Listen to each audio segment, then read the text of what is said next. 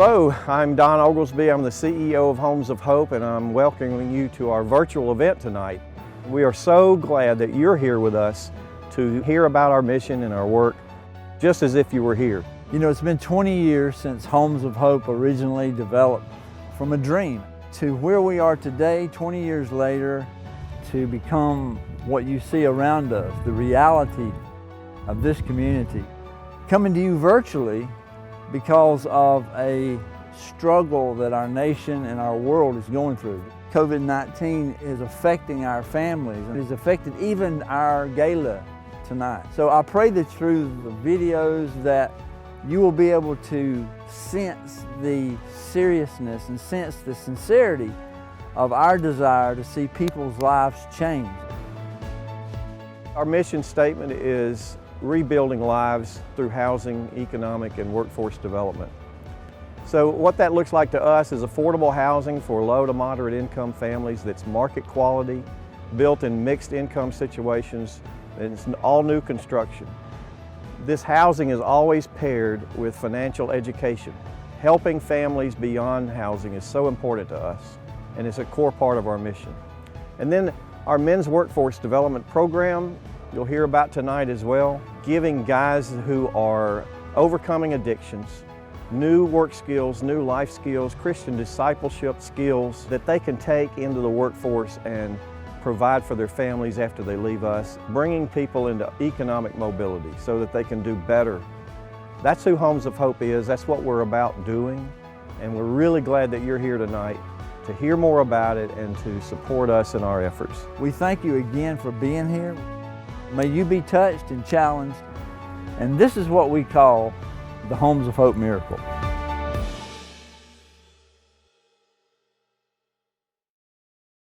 Good evening and welcome to the Homes of Hope Virtual Gala. Thank you, Don and Tim, for that intro. We're so happy that you've joined us.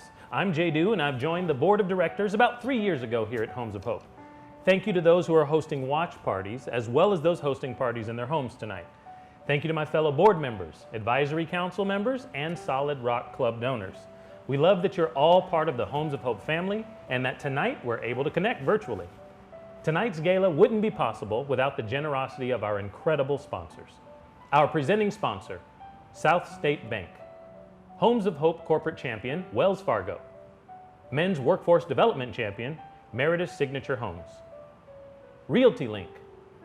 House of Rayford, Flock. Dick Brooks Honda, SC Telco, Paige and Robbie Haney with Berkshire Hathaway Home Services. Our videographers, Bobby and Mark at Ritu Creative. Spinks, Investinet, Network Controls, and Magnolia Property Group. Thank you all for your partnership and faithful support. We believe tonight is going to be exciting and an inspiring evening. Due to the fact that we've gone virtual, we're going to look at some parts of Homes of Hope and the operation. For example, right now, I'm standing in the Men's Workforce Training Center classroom, and we're going to take a closer look in just a moment.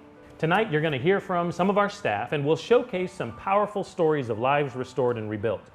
As our program unfolds, you will see a link at the bottom of the screen showing you how you can support the work and mission here at Homes of Hope. Well, I think it's safe to say that 2020 will be unforgettable. How do you think you'll remember this year? And now, will your first thought be the time that you found some Charmin and danced your way to the door at Walmart? Or maybe the Zoom where your husband was in the background changing his pants? I know the first couple of weeks of staying at home, I looked like this. But several weeks later, I looked a little more like this. My wife told me stretchy pants couldn't stretch anymore, and after homeschooling my kids, I was tempted to scrape that bumper sticker off the car that said, "I have a fantastic kid." Hopefully memories of temporary closings, empty shelves, and streets will quickly fade, and what we will remember is that we all came together. A virus that was potentially devastating helped galvanize us to impact those all around us. The Reverend Martin Luther King Jr. said, "We must accept finite disappointment, but never lose infinite hope." Now, I'd like to invite you to join me inside the Men's Workforce Development Training Center. Come on. Take a look at that. It's amazing, isn't it? Really love what they've done here. Now, as you can see, now we're inside a 10,000 square foot building with a full-size house, and there's men working and training in here all the time. To learn a little bit more about the men's program, we're going to check in with the Director of Men's Development, and that's Steve Vicari. Steve, from a safe distance, my friend, 6 feet, of course. Here we go, about there. All right, from a safe distance. Steve, why don't you tell us a little bit about the men's program? Thank you, J.Do., and welcome to all of you that are here at our virtual gala. Just want to say thank you for tuning in and welcome you to our Men's Workforce Development Men's Training Center. This is just one part of what we do. You can see men behind me that are training right now. We have a full-size locale house here in this warehouse setting to where it's outside of the weather for men to be able to train each and every day, no matter what the weather is like in between builds. Only one part of what we do, first part of what we do always is the spiritual component. Each man that comes in here, we consider this a discipleship and a job training program. We start our day every day with devotion.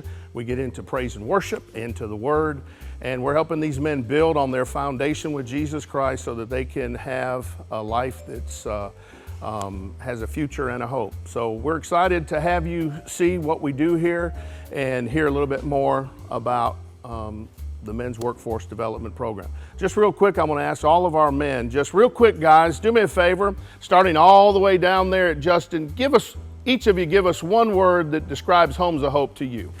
Family, discipleship, Future, opportunity, hope, renewal, foundation. Thank you so much. Back to you, J.Do. All right, thanks, Steve. Now, that'll be enough, please. Now, ladies and gentlemen, let's watch and listen as Corey and Charlie share their stories. My name is Corey Evett. I'm 28 years old. My father's never been in the picture, so my mom worked really hard and she had 3 kids she was raising.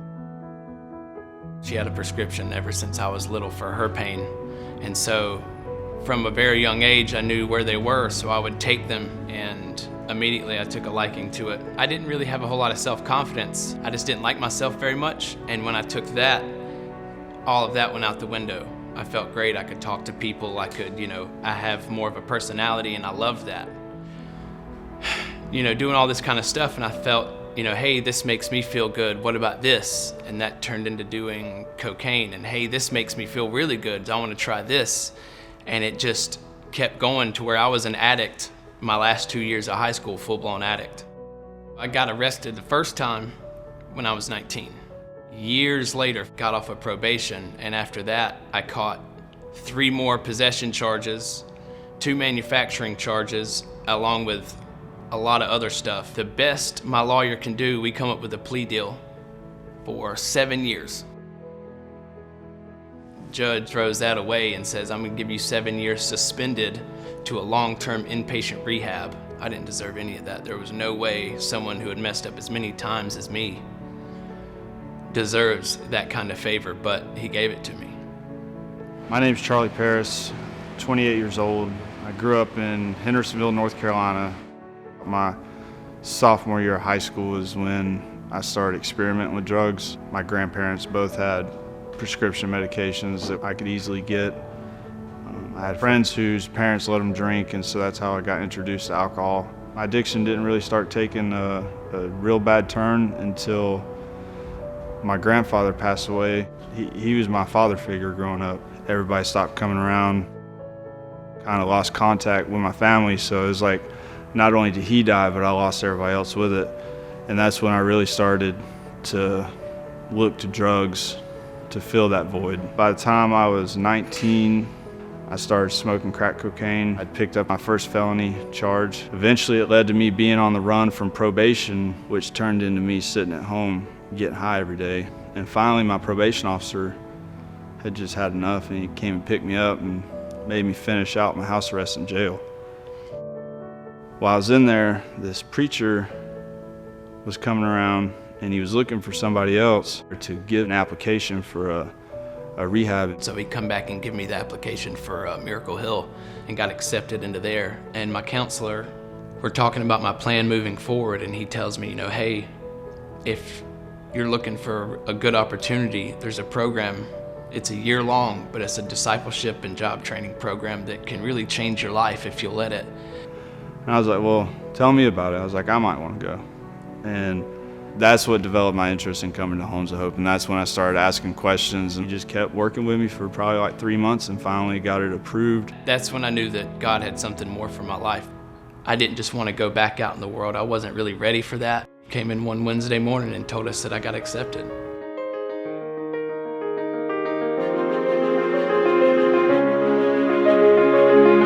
The men's development program at Homes of Hope taught me how to work a trade. It taught me construction. It taught me electrical work.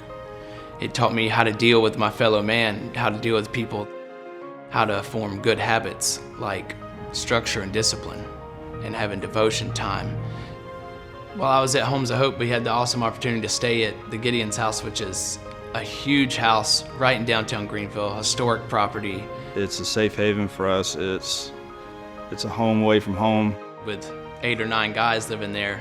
You might think it would be dirty, but it's not. It's the cleanest place I've ever been in. It's got these awesome hardwood floors all the way through the house. There's some nice graphics on the walls with your Bible verses. It's a community of brothers. We live with each other day in, day out. We would wake up in the mornings, we'd eat breakfast, have some coffee, then we would praise and worship and do devotion for an hour. And then we would all get in the van and we'd go to work till maybe 3:30, and then come home and eat and have a chance to do it all over again. It's given me something back that I had when I was younger. Grew up with all my cousins. When I kind of took the wrong road, I lost that brotherhood with them, but I felt I got it back when I came here. It's been a blessing. To not only the men in the program, but the community outside of it. Especially right around here in Greenville, because we're building houses for people who otherwise wouldn't be able to afford them. Homes of Hope is taking guys and turning them into leaders, giving them the confidence to have skills to go out into the community and better themselves and the community. All of these skills helped me to get my first job coming out, and that first job led me to where I'm at today.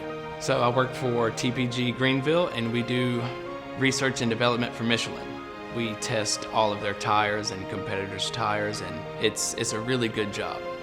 I'm actually working a full-time job. I work at Southern MEP, and it's teaching me to be independent. I'm just happy. I have so much to look forward to. I just have joy in my life. That pushes me. I know I can be more, and I want to be more, and so I go out every day trying to be the best version of myself I can be.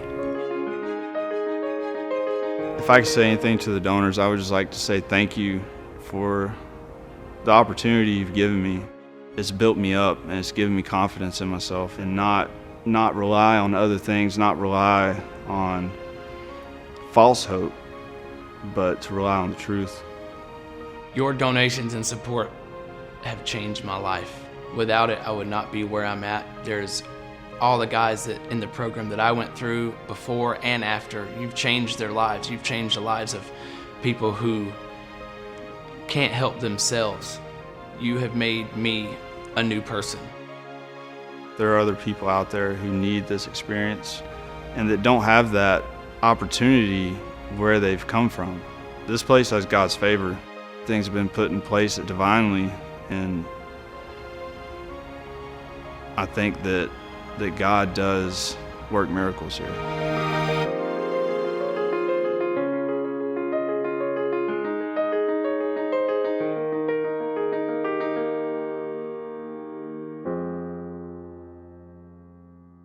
Thank you guys for your willingness and openness. Congratulations to both of you. And now, ladies and gentlemen, here we are at the main offices for Homes of Hope. And as an update, Charlie plans to continue his education to become a journeyman electrician, and Corey plans to continue his career at TPG Greenville as a data tech. Awesome, guys. Congratulations. We believe in both of you. Now, since we're unable to host our annual live auction this year, we're offering an online auction instead. Please look over the multiple packages and items and help Homes of Hope while grabbing yourself some really cool stuff. And here's one thing I want to give away right now. We've got a little contest for you. The first person to correctly answer my trivia question is going to be able to take home a $50 gift certificate. So here you go. Type it in the comments. Good luck. What year was Homes of Hope founded? That's right. What year was Homes of Hope founded? First one to get it will contact you with your prize. Now I'd like to introduce you to two more dynamic staff members and show you the interior of a Homes of Hope home. Take it away, Jenny and Denise.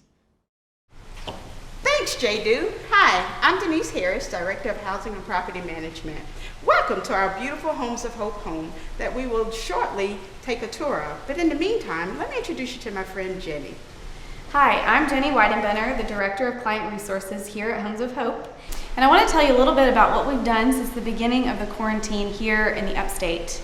The first thing we decided to do as a team was to reach out to all 400 of our housing clients. So we coordinated between 30 and 35 volunteers to reach out and make phone calls to check in and see how folks were doing, not only with their health, but their emotional state, how it was teaching their children at home.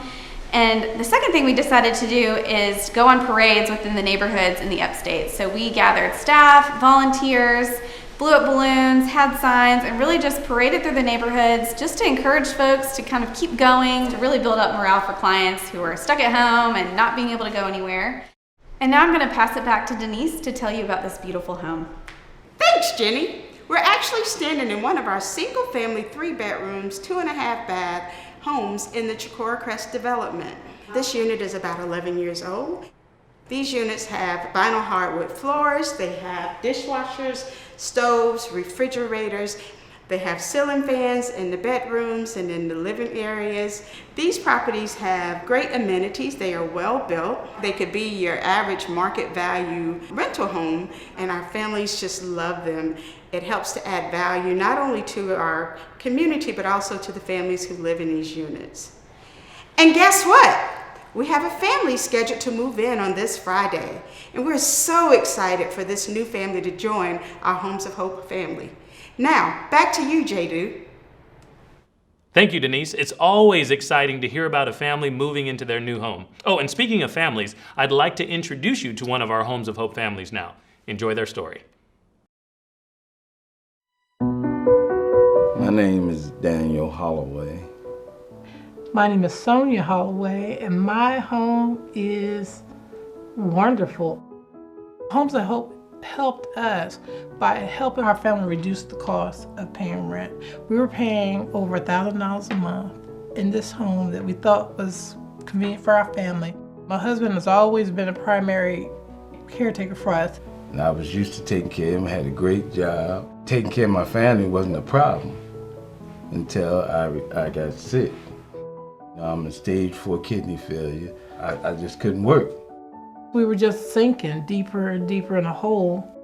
Then I had gotten sick, so I had a bacterial infection which caused me to go to the doctor every day for 2 months. I didn't know what was going to be the end result. That was our breaking point.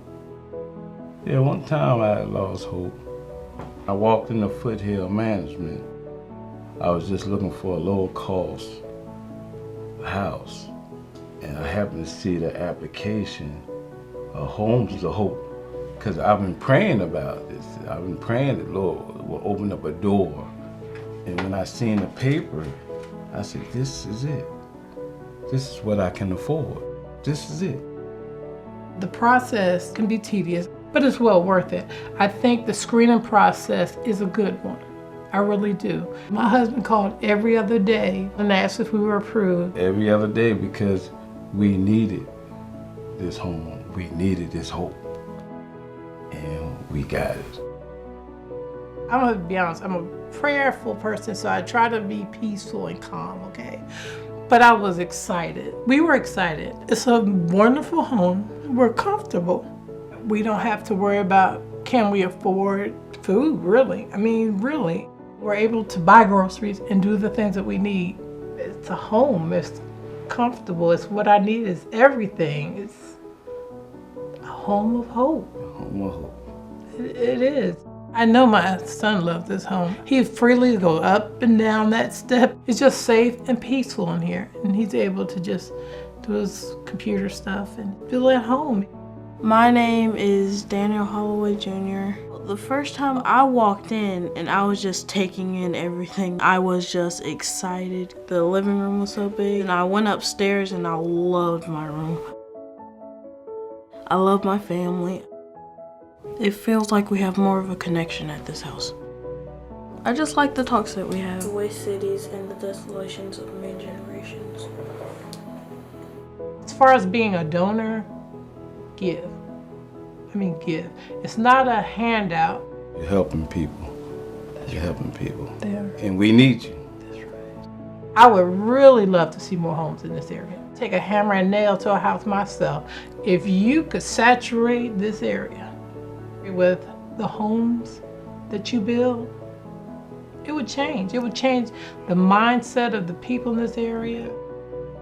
Being in this home, and my health problems is getting better every day.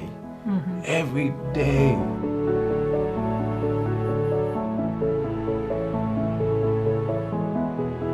I feel like a whole new man.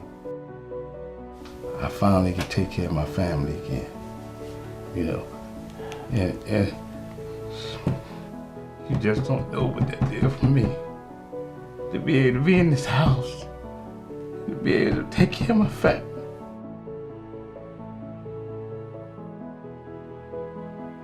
Finally can look up again, finally can say, things gonna work out.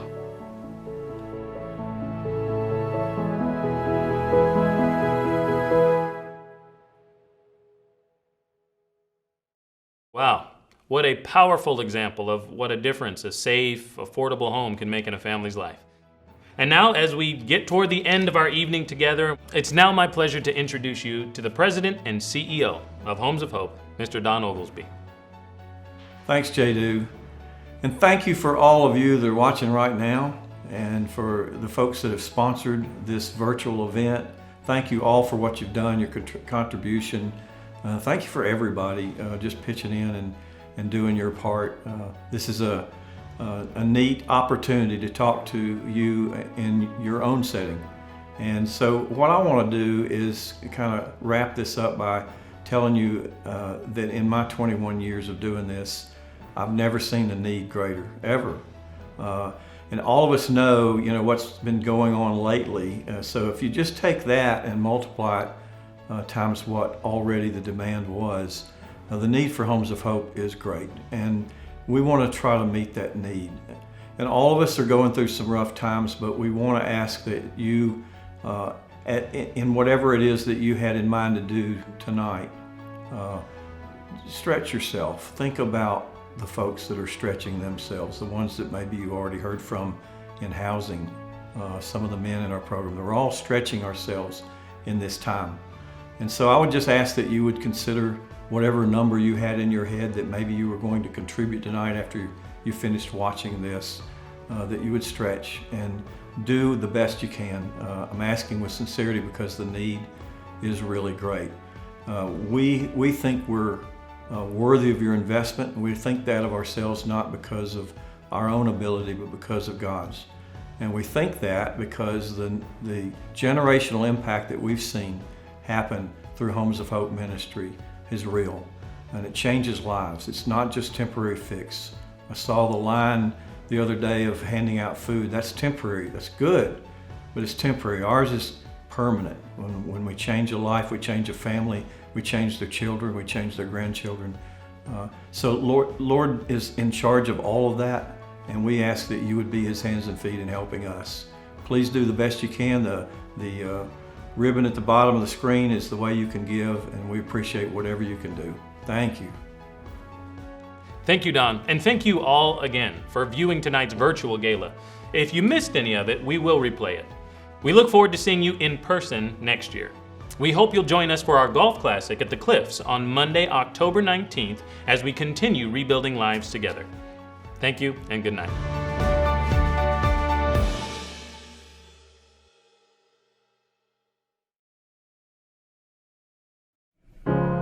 You're broken down and tired of living life on the merry-go-round, and you can't find a fighter, but I see it in you, so we gon' walk it out. Move mountains, we gon' walk it out and move mountains. And I'll rise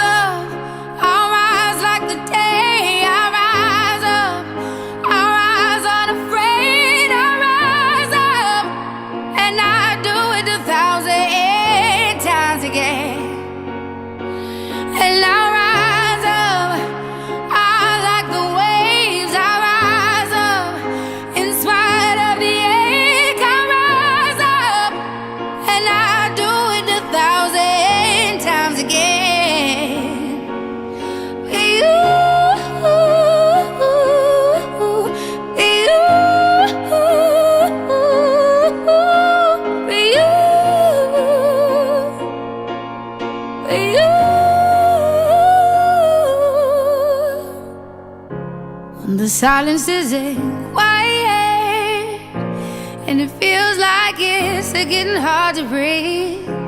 And I know you feel like dying, but I promise we'll take the world to its feet. Move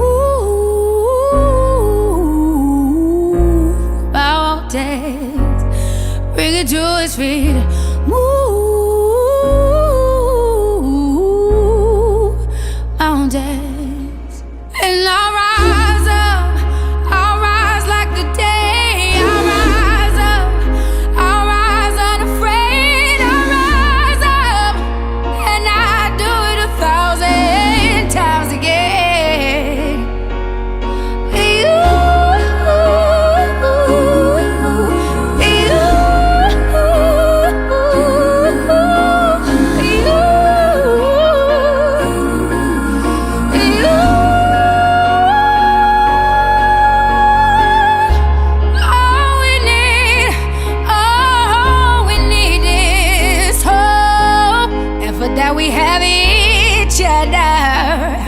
And for that we have each other, and we will rise, we will rise, we will rise,